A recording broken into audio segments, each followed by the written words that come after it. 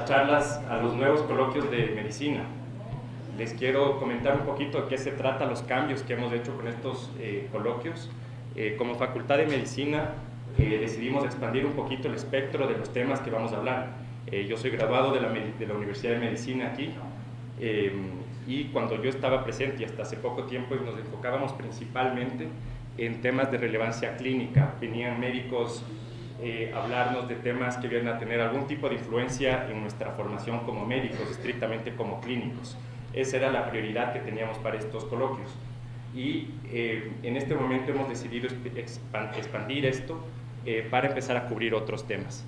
Entonces les explico un poquito. En el público entre ustedes la mayoría son estudiantes de medicina, pero también hay gente que ha venido de fuera porque está interesada en el tema que vamos a exponer. Específicamente ahora vamos a hablar del tema del sonido, pero les quiero explicar un poquito los antecedentes de por qué hemos escogido estos temas para presentarlos en esta ocasión. Yo veo un poco el estudio de la naturaleza como una bifurcación que hemos tenido que hacer, una fragmentación de todos los temas que existen en un continuo, que es la naturaleza. Nosotros, para poder simplificarlo y poderlo entender y poder generar hipótesis y teorías y ponerlas a prueba, tenemos que, de toda esta trama gigantesca que es la naturaleza, que tiene interacciones infinitas entre todos sus elementos, hemos tenido que fragmentarla. Entonces cada profesión se ha dedicado a coger uno de estos fragmentos y analizarlos por su propia cuenta, que tal vez esto es un mal necesario, porque para poder ejercer dentro de alguna de nuestras profesiones tenemos que ponernos objetivos específicos y decir, yo como médico me voy a dedicar a entender cómo funciona el ciclo cardíaco, y el ingeniero de lado tiene que poder desarrollar un puente. Pero nosotros tenemos que comprender que no son más que fragmentos relativamente arbitrarios y necesarios para poder entender la naturaleza. Entonces, en esta forma de aprender que se nos ha enseñado, hemos perdido la capacidad de ver qué es lo que está haciendo la gente al lado nuestro cuando están estudiando sus pequeños fragmentos de la naturaleza. Entonces, ellos deben haber podido desarrollar unos mecanismos muy útiles para poder descifrar y poder describir lo que ellos están pensando y para poder analizar los fenómenos que a ellos les llaman la atención. Probablemente haya fenómenos que nos llamen la atención a nosotros como médicos y que haya también biólogos que tengan intereses similares, pero no estamos tampoco tan lejos como yo creo que tenemos la percepción de otras profesiones como la música, la ingeniería, las matemáticas, la física, muchísimas otras profesiones que puede ser que no tengan unas preguntas tan parecidas a las nuestras, pero que los mecanismos intelectuales que están desarrollando para poder responderse a esas preguntas pueden ser similares a los nuestros.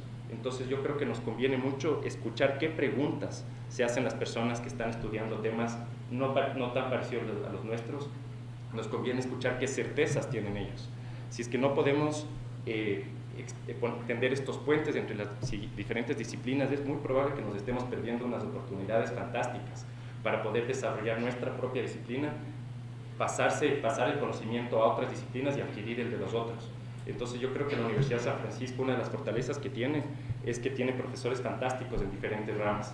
Y uno de los objetivos principales de esta charla es que todos estos profesores se demuestren a sí mismos las preguntas que tienen, las certezas que tienen, y así poder todos salir adelante con una estrategia que tendría muy poco costo. El otro día el Carlos Montúfar nos decía en la reunión de profesores todos los presupuestos que existen para investigación en las diferentes universidades ecuatorianas, en las diferentes universidades de Estados Unidos, porque necesitamos dinero para poder desarrollar experimentos carísimos. Pero eso es un componente de la investigación. Yo creo que hay un componente que no cuesta absolutamente nada, y es la comunicación entre disciplinas. Entonces yo quiero que esta sea una excusa para poder empezar esta investigación. Y específicamente he tomado el tema del sonido para comenzar esta secuencia de charlas, porque yo creo que en esta trama que les estaba describiendo, con interacciones infinitas entre sus elementos, existen ciertos componentes que son hilos que viajan en todo este espectro. El nombre de esta charla se llama El viaje del sonido, y puede ser un poquito cursi la idea, pero sí tiene una idea y una visión de por qué se llama el viaje del sonido. Entonces vamos a partir Hoy día, con dos personas que van a partir hablando, Ricky Restrepo, que va a hablar de cómo podemos hacer un estudio filosófico, una aproximación filosófica para ver cómo nos tenemos que preguntar sobre este fenómeno y qué podemos esperar nosotros como humanos conscientes para poder comprender el sonido. Y Carlos Montúfar nos va a hablar específicamente de la física, de lo que ya conocemos de los componentes físicos del sonido. Entonces, el viaje del sonido va a partir el día de hoy y vamos a seguir en secuencia más o menos lineal. Vamos a partir desde cómo se genera el sonido en cualquier fuente, sea este un instrumento musical, una explosión, una persona que está cantando, y así vamos a ver qué es lo que pasa con las moléculas en la atmósfera cuando esta señal está viajando de una manera codificada, qué respuestas tienen los diferentes materiales en el mundo a los que se exponen, que están expuestos a estas ondas acústicas.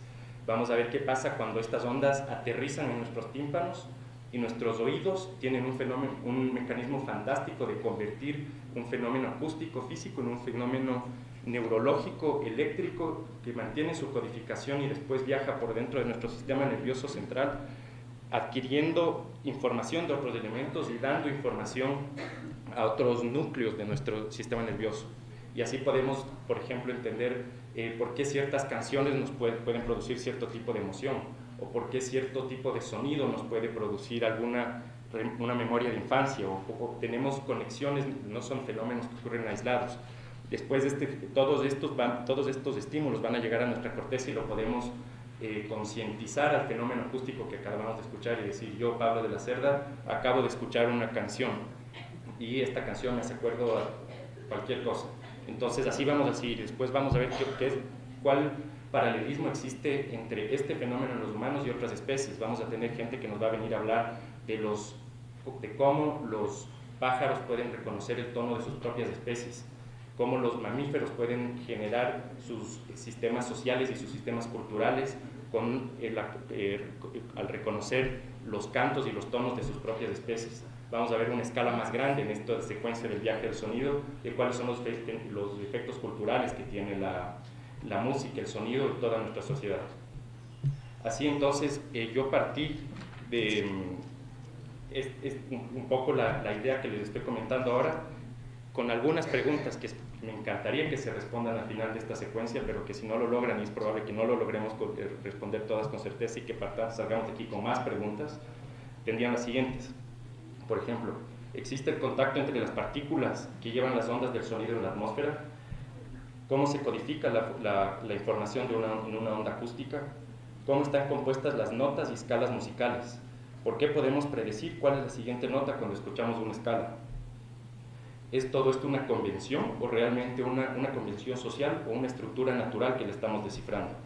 Fisiológicamente, ¿cómo podemos acordarnos de un sonido cuando ya hemos dejado de recibir este estímulo acústico? ¿Cómo se utilizan estos patrones para producir música que genere sensaciones diferentes? ¿Existe algún patrón matemático en el jazz? ¿Cómo funciona el cerebro de una persona para lograr afinar un instrumento? Y que después venga una segunda persona y diga, sí, yo estoy de acuerdo, este instrumento sí está afinado. Tiene que haber algún tipo de conexión y algún tipo de mecanismo a nivel neuronal que compartamos todos para que puedan ocurrir estos fenómenos. También cómo reconocen los pájaros y otros animales el canto de sus propias especies, y dentro de sus propias especies cómo reconocen el tono de sus familiares. Entonces, para poder tratar de responder todas estas preguntas, tenemos una secuencia de expositores que son fantásticos. Muchos de ellos son profesores de aquí de la Universidad de San Francisco, y les he pedido a unos profesores y personas de fuera de la universidad que vengan como refuerzos extranjeros, digamos. Las personas que nos han ayudado para poder coordinar esto han sido Valeria, que está atrás de las cámaras, María del Mar Iturralde, que nos ha ayudado con muchísimas cosas de logística aquí, Nicolás Barba también nos ha ayudado mucho, Katy Terán y Alexandra Polanco también de la universidad han sido fantásticas en este proyecto. ¿Cómo va a funcionar esto? Vamos a tener 2 expositores por sesión. Las sesiones van a ocurrir aproximadamente 2 a 3 veces por mes. El lugar y la hora vamos a ir ajustándolo cada vez de acuerdo a la disponibilidad de escenarios y de auditorios que tengamos. Cada expositor va a hablar por aproximadamente 20 minutos y va a tener 5 minutos para responder respuestas que ustedes todos pueden hacer sin ningún problema. Les vamos a pasar un micrófono después para que puedan preguntar. Y finalmente, cuando ya se hayan acabado todas estas charlas, les voy a invitar a todos los expositores para que se sienten y hagan un conversatorio y se hagan preguntas unos a otros. Entonces el neurólogo le puede preguntar al biólogo y que le puede devolver la pregunta al ingeniero sobre alguna cuestión relacionada al sonido.